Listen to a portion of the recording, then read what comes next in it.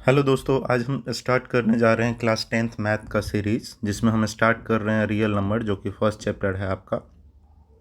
इसका इंट्रोडक्शन, फिर एक्सरसाइजेज। और ये इंट्रोडक्शन इम्पोर्टेंट इसलिए है क्योंकि बहुत सारे एग्जांपल्स मैंने जो आपके एक्सरसाइज में आने वाले हैं उसको सॉल्व करने की कोशिश की है। तो उसको सॉल्व करने के पहले कुछ समझने की कोशिश करेंगे।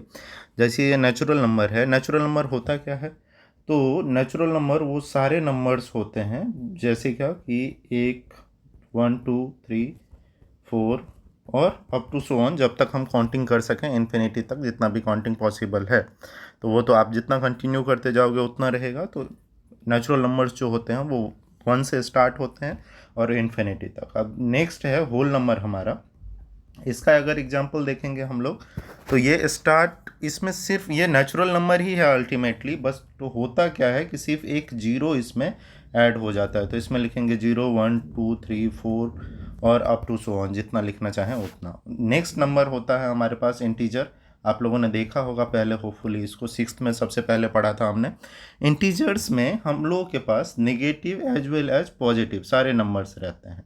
जैसे क्या कि मान लीजिए -2 -1, आप इधर अगर करना चाहेंगे तो -3 लेफ्ट साइड में, और 0। फिर पॉजिटिव नंबर्स भी होते हैं 1 2 3। ये सारे नंबर जो है हमारे पास इंटीजर के पार्ट हैं। उसके बाद नेक्स्ट होता है हमारा इवन नंबर। अब इवन नंबर वो नंबर्स होते हैं जो 2 से कंप्लीटली डिवाइड हो जाए। जैसे क्या कि आप सीधा सीधा समझ लो कि 2 का टेबल की बात कर रहे हैं, तो 2 हो गया, 4 6 8 10। ऐसे जितने भी नंबर होंगे जो 2 से डायरेक्टली डिविजिबल हैं, वो डेसिमल में नहीं, जो डायरेक्टली डिविजिबल होंगे वो सारे जो है वो इवन नंबर है। नेक्स्ट आता है हमारा ऑड नंबर। ऑड नंबर की अगर बात देखेंगे तो ऑड नंबर शुरू होता है हमारा, कौन कौन से नंबर्स होते हैं? वो नंबर्स जो 2 से कंप्लीटली डिविजिबल ना हो।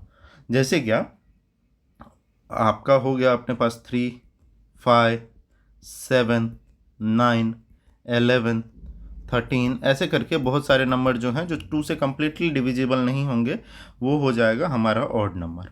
अब यहाँ पे ऑड नंबर और प्राइम नंबर जो कि हमारा नेक्स्ट है, इसमें बहुत सारे बच्चों को कन्फ्यूजन होता रहता है कि ऑड नंबर क्या है और प्राइम नंबर क्या है। तो प्राइम नंबर क्या होता है? इसमें ऐसे नंबर्स हम लोगों ने ऑड नंबर में लिखे हैं जो सिर्फ 2 से डिविजिबल नहीं है, लेकिन अदर नंबर से डिविजिबल है। लाइक एग्जाम्पल के लिए अगर हम 9 को उठाते हैं, तो 9 क्या है? 1 से डिविजिबल है, 3 से डिविजिबल है, एंड 9 इटसेल्फ से डिविजिबल है। बट प्राइम नंबर में क्या होता है? हम सिर्फ ऐसे नंबर लिखते हैं जो या तो 1 से डिविजिबल हो या अपने आप से। एग्जाम्पल के लिए 3 5 7। अब ऑड में 9 था, बट यहाँ पे 9 नहीं होगा, यहाँ पे क्या हो जाएगा? 11 13, उसके बाद 17। अगर आप लोग बोलोगे तो मैं इसका पूरा 100 तक में 25 नंबर्स होते हैं, मैं पूरा कमेंट में बताना आप लोग, तो मैं वो लिख के दे दूंगा। बट ऐसे नंबर्स जो या तो 1 से डिविजिबल हो या अपने आप से डिविजिबल हो, उसको हम लोग प्राइम नंबर बोलते हैं। अब नेक्स्ट आता है एग्जांपल कंपोजिट नंबर का। इस पर कुछ 1 2 क्वेश्चन भी है आपके एनसीईआरटी के एक्सरसाइज में, उसको भी हम लोग देख लेंगे। बट इसमें होता क्या है कंपोजिट नंबर में? तो ये ऐसे नंबर्स का सीरीज है जो 2 से ज़्यादा नंबर से डिविजिबल हो। एग्जाम्पल के लिए 4। अब 4 को अगर देखेंगे तो 4 किससे किससे डिवाइड होगा? तो 4 डिवाइड होगा हमारा 1 से, उसके बाद 2 से, और 4 इटसेल्फ से। ऐसे ही दूसरे नंबर्स क्या हो जाएंगे? 5। 5 को अगर डिवाइड करने की कोशिश करेंगे तो 5, तो 5 क्या है? प्राइम नंबर का पार्ट है, तो प्राइम 5 का एग्जाम्पल इसमें हम लोग नहीं लिख सकते। तो फिर लिख क्या सकते हैं हम लोग? हम लोग एग्जाम्पल लिख सकते हैं 6 का। अब 6 क्या है आप देखोगे अगर, तो ये डिवाइड होता है किससे किससे? 1 से, 2 से, 3 से, एंड 6 इटसेल्फ से। तो ऐसे जो नंबर्स है उसको हम लोग कंपोजिट नंबर बोलेंगे। इसके अलावा हमारे पास आता है रेशनल नंबर। आप लोगों ने पढ़ा होगा ऐसे नंबर्स जिसको p/q के फॉर्म में लिखा जा सके, एंड q जो कि डिनोमिनेटर है वो 0 के बराबर ना हो।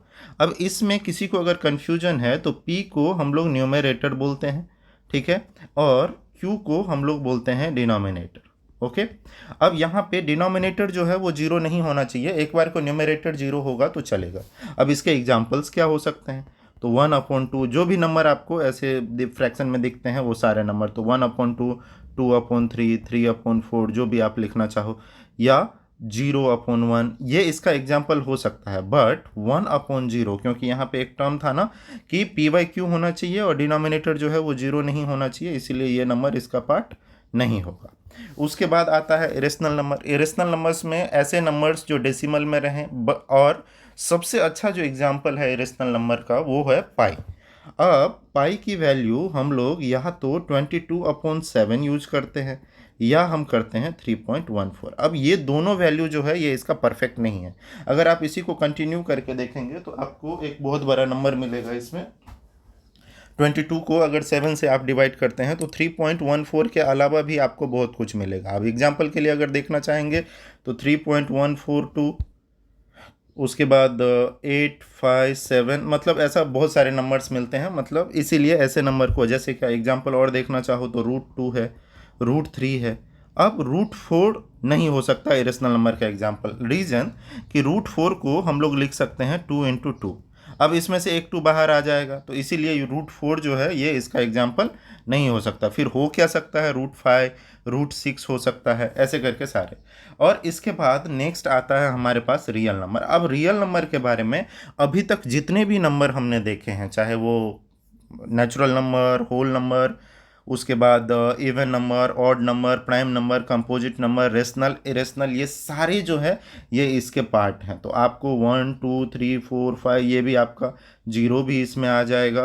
1 2 3 आप जो भी लिखना चाहो। इसके अलावा जो इवन नंबर जो 2 4 6 था, ऑड नंबर जो 3 5 7 था, ऐसे करके जितने भी नंबर रेशनल, इरेशनल, सारे नंबर्स जो हैं इसके एग्जाम्पल हैं किसके, रियल नंबर के। इसके अलावा जो नेक्स्ट आता है आप लोगों का इसमें, वो आता है फंडामेंटल थ्योरम ऑफ अर्थमेटिक। मतलब क्या कि आपको सीधा सीधा आप समझ लो कि आधा से ज़्यादा काम तो इसमें आपको प्राइम फैक्टराइजेशन मेथड से करना है। जैसे क्या कि 1092 है, प्राइम फैक्टराइजेशन इसका करना है। क्या करेंगे, डिवाइड करना चालू कीजिए। कभी भी हमेशा ट्राई किया कीजिए कि छोटे नंबर से स्टार्ट कीजिए। तो 1092 है, इसको अगर 2 से डिवाइड करेंगे आप लोग तो मिल जाएगा आपको कितना, 546। इसके अलावा 546 को अगर फिर से 2 से करें तो मिल जाएगा हमें 273। अब 273 2 से तो नहीं होगा क्योंकि इसका यूनिट डिजिट 3 आ गया है, तो 3 से करके देखते हैं। तो 3 से अगर करेंगे तो ये हो जाएगा 91। 91 को फर्दर 3 से कर सकते हैं क्या, नहीं कर सकते। तो फिर क्या करेंगे, 7 से कर सकते हैं। तो 7 से करेंगे तो 13।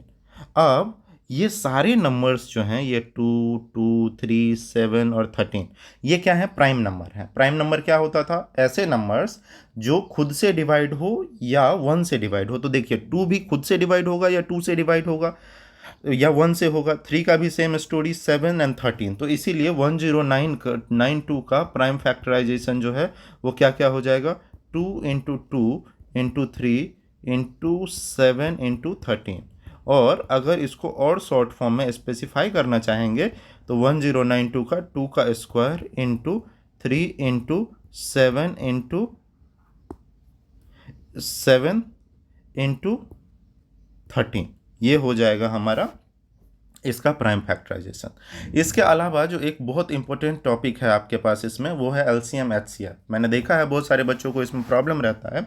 अब 90 का सबसे पहले आप लोगों को प्राइम फैक्टराइजेशन निकालने के, ये एलसीएम एचसीएफ निकालने के लिए आपको क्या करना पड़ेगा, जो भी नंबर आपको दिया गया है, जैसे यहाँ पे हमारे पास 94 25 25 है, इसका हमें करना पड़ेगा प्राइम फैक्टराइजेशन।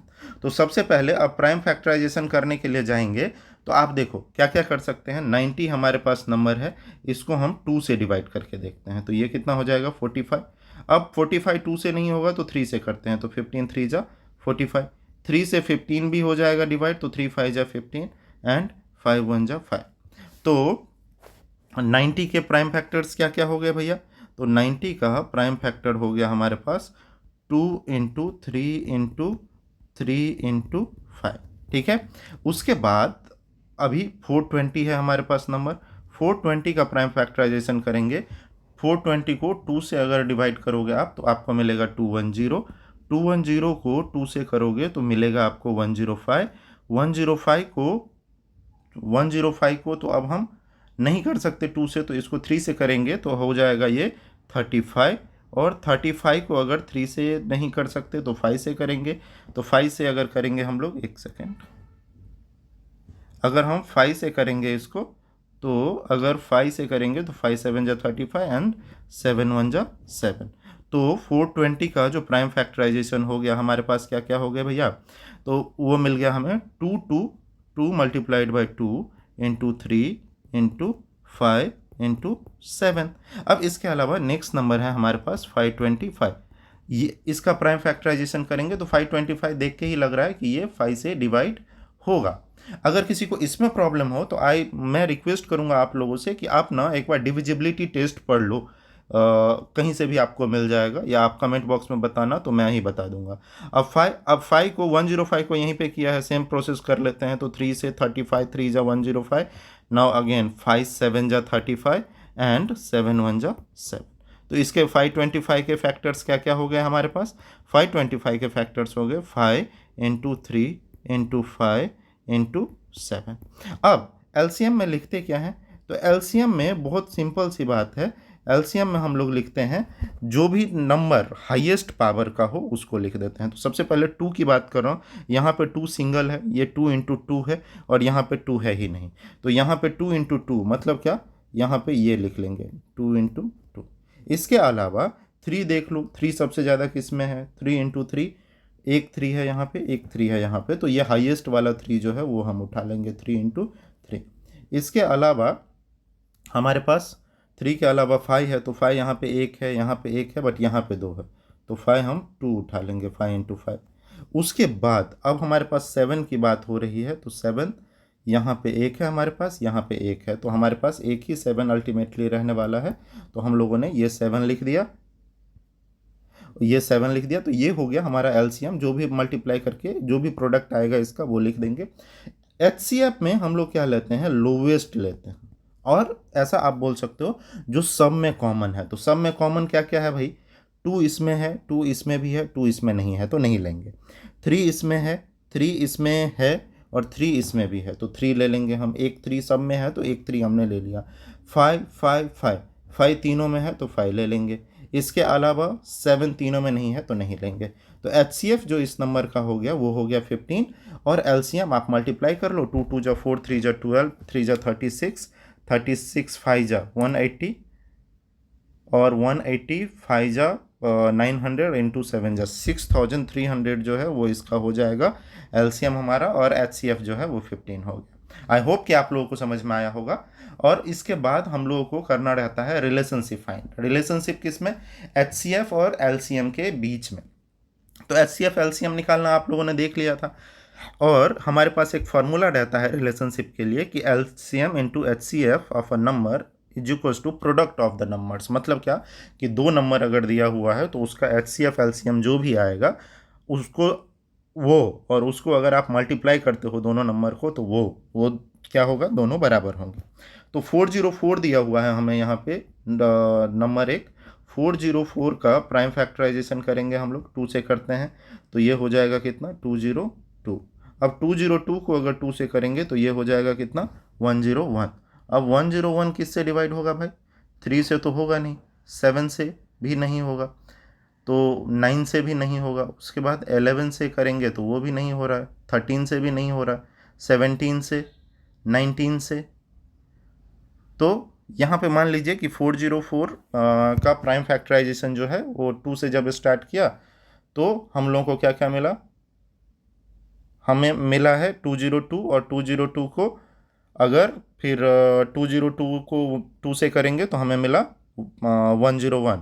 अब 101 कौन से नंबर से डिवाइड हो सकता है, तो 101 डिवाइड हम लोगों ने अभी तक जितने भी नंबर किए हैं किसी से भी नहीं हो रहा है, तो 101 को हम लोग प्राइम नंबर मान लेते हैं, हम लोग प्राइम नंबर मान लेते हैं। तो हमारे पास क्या हो गया, 404 के जो फैक्टर्स हैं वो हो गए क्या, सीधा सीधा लिख देते हैं, 2 इंटू 2 इंटू 101। ओके, और नाउ नेक्स्ट हमारा नंबर जो है वो है 96।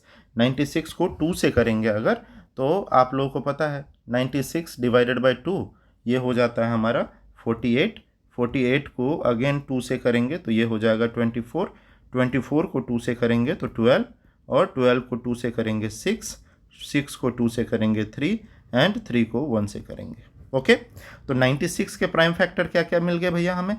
96 के प्राइम फैक्टर मिल गए 2, 1 2 3 4 5, तो सीधा लिख दूँ 2 टू दी पावर 5 और ये 3। उसके बाद अब हमें एलसीएम निकालना है। तो एलसीएम में मैंने आप लोगों को क्या बोला था? एलसीएम में बोला था मैंने आपको कि जो हाईएस्ट पावर है तो 2 to the power 5, 2 to the power 5, और उसके बाद जो बाकी जितने बचे हुए नंबर हैं तो 101 इंटू 3, ये हो गए क्या इसके एलसीएम। और एचसीएफ क्या हो जाएगा? एचसीएफ हो जाएगा, एक ही चीज़ कॉमन है, 2 2 इसमें है और 2 5 इसमें है, तो सीधा हम ले लेते हैं क्या 2 इंटू 2, तो एचसीएफ हो जाएगा हमारा कितना 4। अब एलसीएम और एचसीएफ हम लोग निकाल लेते हैं। होगा क्या इसमें? अगर हम करने की कोशिश करेंगे तो यहाँ पे एचसीएफ और एलसीएम में हमारा 2 का पावर 5 मतलब 32 हो जाता है। प्रोडक्ट अगर हम निकालने के लिए प्रोडक्ट हमें निकालना पड़ेगा क्योंकि अभी हमें ज़रूरत पड़ने वाला है। 32 को 101 से मल्टीप्लाई करोगे तो 3232, और उसको अगर हम 3 से मल्टीप्लाई करते हैं तो ये एलसीएम जो है हमारा, थोड़ा सा जगह कम है, 9696, ये आ गया। अब हमारे पास फॉर्मूला क्या है? LCM into HCF is equal to product of number. तो एलसीएम इंटू एचसीएफ, एलसीएम कितना आया है? 9696 मल्टीप्लाइड बाय 4, और प्रोडक्ट ऑफ नंबर कितना बोला है हमें? 404 इंटू 96। अब दोनों को मल्टीप्लाई करके देखते हैं। 9696 को अगर मैं मल्टीप्लाई कर रहा हूँ तो मेरे पास आ रहा है 38784, और नेक्स्ट अगर 404 और 96 को मल्टीप्लाई करेंगे तो वो भी आ रहा है कितना? 38784। आई होप कि ये आप लोगों को समझ में आया होगा। इसके अलावा जो नेक्स्ट नंबर, जो नेक्स्ट क्वेश्चंस हमें रहते हैं वो रहता है किसी इरेशनल नंबर को हमें बोल दिया जाता है रेशनल प्रूफ करने के। तो भैया अगर ये इरेशनल को प्रूफ करना है, तो ये दिख तो रहा है कि इरेशनल है, बट ये इतनी आसानी से मानते नहीं हैं, हमें प्रूफ करके दिखाना होता है। तो अगर हमें मान लीजिए कि √2 को अगर हमें प्रूफ करना है इरेशनल नंबर, ये आपको क्वेश्चन मिलेगा और बहुत प्रोबेबिलिटी रहती है कि भैया ये सेम क्वेश्चन आपको, एक सिमिलर या सेम क्वेश्चन आपको बोर्ड में मिले ही मिले किसी ना किसी अमाउंट, किसी ना किसी मार्क्स के लिए, चाहे वो 3 मार्क्स हो जाए या जो भी रहेगा। तो हम लोग सबसे पहले क्या कर लेंगे? हम लोग सबसे पहले लिख लेंगे कि let √2 is √2 is rational number. ठीक है, हम लोगों ने मान लिया कि √2 जो है वो क्या है? एक रेशनल नंबर है। ठीक है, रेशनल नंबर। ओके, अब ये रेशनल नंबर हम लोगों ने इसको मान लिया। रेशनल नंबर मानने के बाद अगर कोई रेशनल नंबर है तो आपको पता है वो किसके फॉर्म में रहेगा? P/Q या A/B, X/Y, जो भी आपको दिल करे आप लिख सकते हो।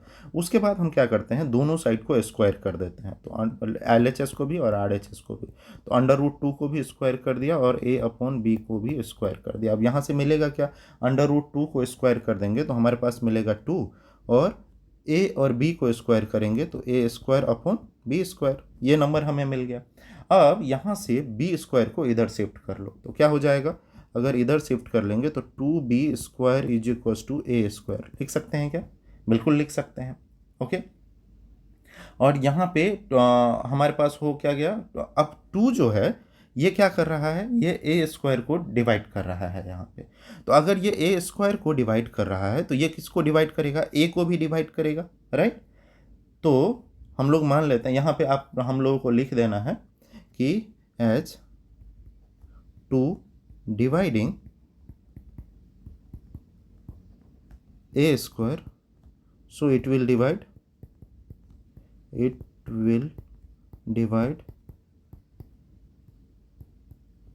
A2। मतलब अगर A² को कर रहा है कोई चीज़, अगर 2 के स्क्वायर को डिवाइड कर रहा है तो वो 2 को भी डिवाइड करेगा। वही चीज़ हम लोगों ने यहाँ पे लिख दिया है। अब इट विल डिवाइड A2, ये हमने लिख दिया। और अब हम लोग मान लेते हैं A = 2C for some integer, 2C माना था तो इसीलिए for some integer C। तो ये कितना हो जाएगा? A² = 2c माना है, दोनों साइड को स्क्वायर करेंगे तो a का स्क्वायर a स्क्वायर हो गया और 2c का स्क्वायर जो है वो कितना हो जाएगा 4c स्क्वायर। अब a स्क्वायर हमारा किसके बराबर था, यहाँ पे अगर हम देखेंगे तो a स्क्वायर हमारा बराबर था, ये देखिए ये हमारा a स्क्वायर जो है वो बराबर था किसके, 2b स्क्वायर के। तो मैं यहाँ पे लिख सकता हूँ क्या, 2b square is equal to 4c square, और रीजन लिख दीजिए यहाँ पे कि कहाँ से आया भाई, तो a square is equal to हमारे पास दिया हुआ था कितना 2b स्क्वायर, वही हम लोगों ने लिख दिया है। अब यहाँ पे b square is equal to क्या हो जाएगा, b square is equal to 4c square divided by 2, ये 2 को मैं इधर लेके आ गया तो ये 2 से 2 कट जाएगा, तो हमारे पास हो क्या गया, B square is equal to 2c square. अब अगेन कहानी सेम है, यहाँ पे देखिए यहाँ पे 2 जो है वो a स्क्वायर को डिवाइड कर रहा था, यहाँ पे 2 जो है वो b स्क्वायर को डिवाइड कर रहा है, तो फिर से लिख दें, और b स्क्वायर को डिवाइड करेगा तो b को भी डिवाइड करेगा, तो यहाँ पे हम लिख देंगे कि भैया, और मान लीजिए कि c square is equal to B square divided by 2। Okay, ये हो गया, ये हमने लिख दिया। तो इसके बाद अब हम क्या लिख सकते हैं कि मान लीजिए ये जो है a इज इक्वल टू, हम लोगों ने यहाँ पे लिखा था ना a इज इक्वल टू, ये हमारा मान लीजिए इक्वेशन 1 है, ये हमारा इक्वेशन 2 है। तो हमने क्या देखा, अल्टीमेटली हमने देखा कि 2 जो है वो दोनों का फैक्टर है, किसका किसका, बी स्क्वायर का भी और ए स्क्वायर का भी। तो हम लिख देते हैं कि as 2 is factor of a as well as b। Okay, 2 जो है वो a का और b का फैक्टर है, और इसमें बोला क्या जाता है, इसकी वजह से क्या होता है कि हम लोगों ने जो एज्यूम किया था ये क्या है, कॉन्ट्रारी हो गया। तो हम लोगों ने क्या एज्यूम किया था कि √2 जो है वो एक रेशनल नंबर है, तो इसीलिए, और इसका कोई कॉमन फैक्टर नहीं होना चाहिए था, इसकी वजह से क्या हो गया कि हमारा जो एजम्पशन था, हेंस 2 जो है इन दोनों को डिवाइड कर रहा है, तो it contradicts the fact, it contradicts the fact that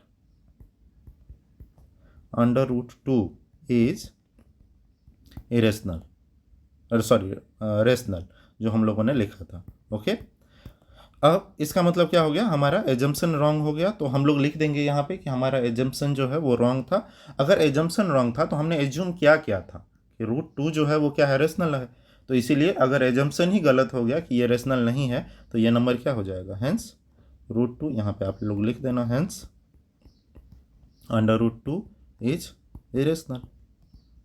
तो ये है इसको प्रूफ करने का तरीका। आई होप कि आप लोगों को समझ में आया होगा। किसी को अगर समझ में नहीं आया होगा तो मुझसे पूछ सकता है दोबारा कमेंट बॉक्स में कि इसको फर्दर एक्सप्लेन कर दीजिए, तो कोई प्रॉब्लम नहीं है, मैं एक्सप्लेन कर दूंगा। इसके अलावा आपको एक ऐसे टाइप का क्वेश्चन मिल सकता है कि एक्सरसाइज करने जब आप जाएंगे कि check whether 6 to the power n can end with 0 for any natural number n। Okay, क्या 6 टू द पावर n जो है वो 0 से एंड कर सकता है क्या? तो आपको पता है कि कोई भी नेचुरल नंबर जो 0 से एंड करता है क्या रहता है, लास्ट में 0 रहता है 10। तो इसके फैक्टर्स क्या क्या हो जाते हैं, 2 × 5। ओके, बट जब हम देखने जाएंगे कि सॉल्यूशन यहाँ पे लिख लो, यहाँ पे देखो ऐसे लिखना, फैक्टर ऑफ 6 क्या क्या हो जाएगा, फैक्टर 6 का 2 × 3, यही हमने पढ़ा हुआ है। ठीक है, जबकि होना क्या चाहिए था, इसको एंड होने के लिए 2 × 5 होना चाहिए था, जो कि 2 × 5 इसके पास, इधर मार्क कर देता हूँ नहीं तो आप लोग सॉल्यूशन के पार्ट समझ लोगे। 2 × 5 तो इसके पास है नहीं, अगर 2 × 5 इसके पास नहीं है तो इसलिए क्या हो जाएगा, 6 टू द पावर n जो है वो कभी भी एंड नहीं होगा 0 के साथ। तो यहाँ पे लिख दीजिए कि so value of 6 to the power n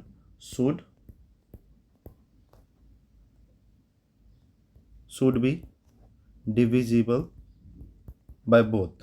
कौन कौन, जो कि फैक्टर थे, अगर n 0 के साथ इसको एंड करना है तो ये दोनों के साथ इसको डिविजिबल बाय क्या क्या, 2 और 5, जो कि हो नहीं रहा है। ये जो है ये क्या हो रहा है, 6 to the power n is divisible by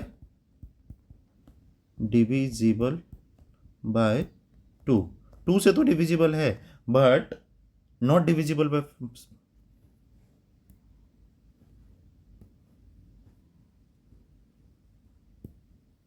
but not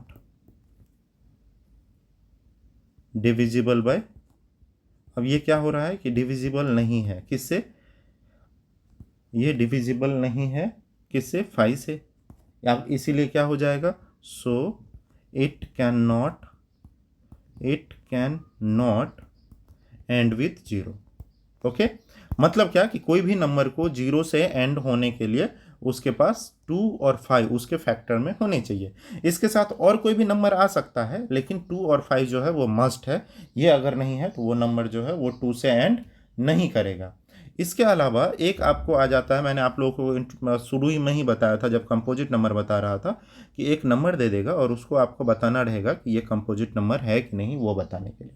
अब कंपोजिट नंबर में हम लोगों ने क्या पढ़ा था, सबसे पहले कंपोजिट नंबर में हम लोगों ने देखा था कि कंपोजिट नंबर वो होते हैं जो जिसके 2 से ज़्यादा फैक्टर हो, राइट। तो यहाँ पे हमें 2 नंबर दिया हुआ है, एक नंबर हमारा ये है 7 इंटू 11 इंटू 13 प्लस 13, और दूसरा नंबर हमारे पास ये है 7 into 6 into 5 into 4 into 3 into 2 into 1 plus 5। ठीक है, ये मैंने आप लोगों के एनसीईआरटी से एक्सरसाइज आई थिंक 1 है वहीं से उठाया हुआ है, तो आप लोगों को उसका ये सॉल्यूशन भी हो जाएगा और आई होप कि समझ में भी आ जाए। तो सबसे पहले हम लोग इस पार्ट को सॉल्व करने की कोशिश करते हैं जो कि दिया हुआ है कितना, 7 इंटू 11 इंटू 13 प्लस 13। ओके, ये दिया हुआ है। अब अगर इसको आप लोग चेक करेंगे तो हो क्या जाएगा इसमें, तो ये मान लीजिए कि 13 हम लोगों ने कॉमन ले लिया, क्यों, क्योंकि यहाँ भी 13 है ये वाले टर्म में भी, और ये अकेला टर्म है 13। अब टर्म बनता कैसे है, तो देखिए ये सारे मल्टीप्लिकेशन में है, ये पूरा मल्टीप्लिकेशन में है, और ये अकेले है, तो ये 2 टर्म हो गए, बीच में प्लस का साइन है इसीलिए ये 2 टर्म हो गए। तो अब चलिए यहाँ से अगर हमने 13 इस टर्म में से कॉमन कर लिया तो बचा क्या, 7 इंटू 11 इंटू 1, राइट, यही बचा ना हमारे पास। और यहाँ पे क्या बचा हमारे पास, यहाँ पे हमारे पास बचा कितना, +1, राइट। ये 2 चीज़ हमें बच गया। या मान लीजिए कि आप एक काम कीजिए कि ये वाले पार्ट को हटा के 1 को नहीं लिखने का तो कोई मतलब नहीं है, सीधा 1 जो है वो लिख लेता हूँ।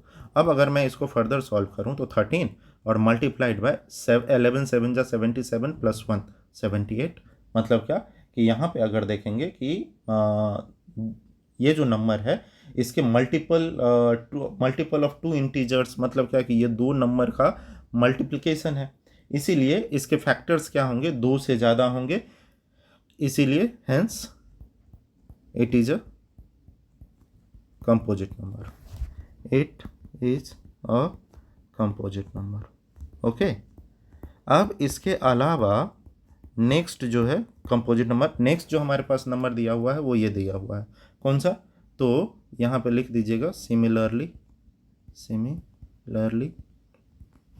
सिमिलरली का मतलब होता है सेम तरीके से, जो ऊपर में हम लोगों ने किया है वही तरीका हम लोग नीचे भी अप्लाई करने वाले हैं। तो क्या दिया हुआ है हमें नंबर दिया हुआ है 7 into 6 into 5 into 4 into 3 into 2 into 1 plus 5। Okay, common क्या मिल रहा है हमें, कॉमन अगर आप ढूंढोगे तो यहाँ पे 5 है और यहाँ पे 5 है, तो 5 हमारा कॉमन हो जाएगा, इसके अलावा सारे नंबर एज इज रहेंगे। तो 7 इंटू 6, 5 तो हमने कॉमन ले लिया है, तो 1 लिखो या ना लिखो, 4 इंटू 3 इंटू 2, अगेन यहाँ पे 1 है तो वो 1 का भी लिखने का कोई मतलब नहीं है, मल्टीप्लिकेशन में, हाँ मल्टीप्लिकेशन में है इसलिए नहीं लिख रहे हैं, अगर ये एडिशन सब्सट्रैक्शन में होता तो लिखते। ये कोई मत समझ लेना कि 1 का मतलब कहीं पे भी नहीं है, सिर्फ मल्टीप्लिकेशन में, क्योंकि किसी नंबर को 1 से मल्टीप्लाई करने पे वो नंबर जो है वो सेम रहेगा। अब अगर यहाँ पे 7 6 4 3 2 को अगर आप मल्टीप्लाई करोगे तो ये आपको मिलेगा कितना, ये आपको मिल जाएगा 1008। ओके, और उसके बाद हमारे पास एक क्या बच गया, प्लस में 1 था, तो ये कितना हो जाएगा 5 इंटू 1009। अब देखो हुआ क्या, कंपोजिट नंबर के बारे में हमने क्या पढ़ा था कि 2 से ज़्यादा फैक्टर होने चाहिए, तो ये जो नंबर हमें दिया हुआ था इसके कितने फैक्टर हो गए, एक तो 5 हो गया, एक 1009 हो गया, इसको फैक्टराइज करेंगे तो और नंबर्स मिलेंगे, और इसके अलावा एक तो इसका कॉमन फैक्टर है, दोनों को एक डिवाइड करेगा, इसीलिए ये भी क्या हो जाएगा, ये भी हो जाएगा हमारा क्या, composite number. Okay, I hope कि आप लोगों को hence it is a composite number. I hope कि आप लोगों को समझ में आया होगा। इसके बाद हम लोग एक्सरसाइज पे मूव करेंगे। किसी को भी कुछ कमेंट हो, कुछ समझ में नहीं आया हो, तो आप हमसे पूछ लेना, कमेंट बॉक्स में बता देना, मैं बता दूंगा। Thank you so much for connecting with us.